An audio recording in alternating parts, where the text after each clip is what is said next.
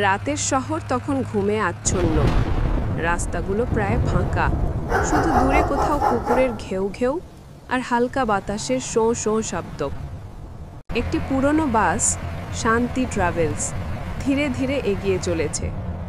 Driver মিঠুনের চোখে ঘুম ঘনিয়ে আসছে। পাশে বসা কন্ডাক্টর রবি টিকিটের থলে গুনছে।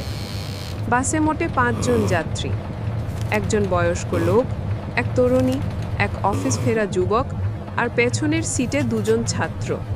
সবাই নিঃশব্দ। জানলার বাইরে ঘুটঘুটে অন্ধকার। একটি নির্জন স্টপেজে হঠাৎ বাস থামল।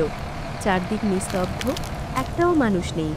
কিন্তু হঠাৎ কুয়াশার ভেতর থেকে ধীরে ধীরে একটি ছায়া এগিয়ে এলো।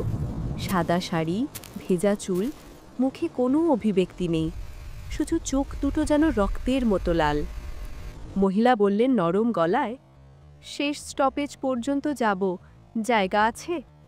রবি বলল, আছে তো, কিন্তু ওদিকটা খুব নির্জন, কেউ নামে না। আপনি কোথায় যাবেন?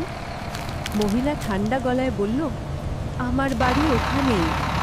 রবি একটু কেমন যেন ঠান্ডা অনুভব করল। মহিলা চুপচাপ পিছনের কোণে গিয়ে বসলেন। বাস আবার চলতে লাগলো। কুয়াশা আরও ঘন হচ্ছে।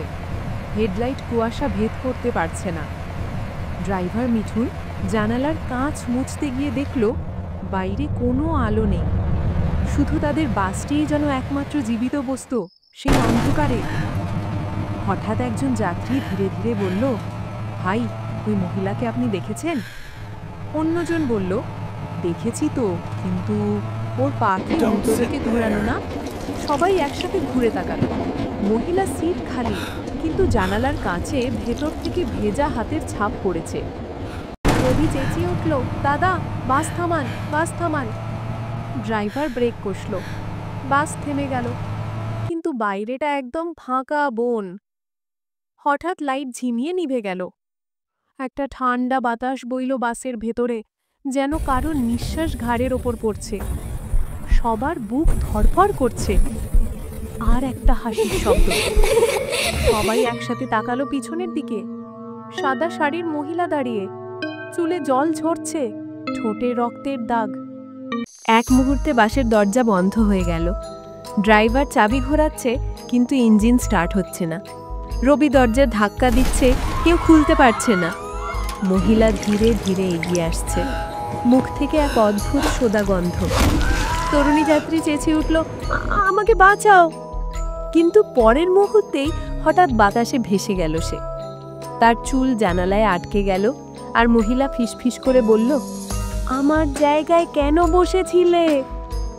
একটা বিকট শব্দ, বাসের ভেতর ধোঁয়া, আগুনের শিখা, চিৎকার, কান্না, সবকিছু মিলে মিশে এক বিভীষিকাময় মুহূর্ত।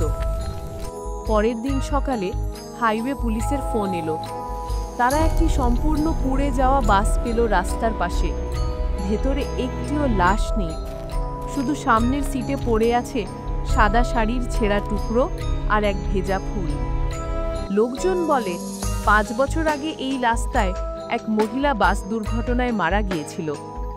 সে স্টপেজের আগে নামতে চেয়েছিল, কিন্তু বাস থামেনি। সেই থেকে প্রতিদিন রাত 11টার পর শেষ বাসে সে ওঠে, আর যেদিন কেউ তার জায়গায় বসে, সেদিন বাস আর গন্তব্যে পৌঁছায় না।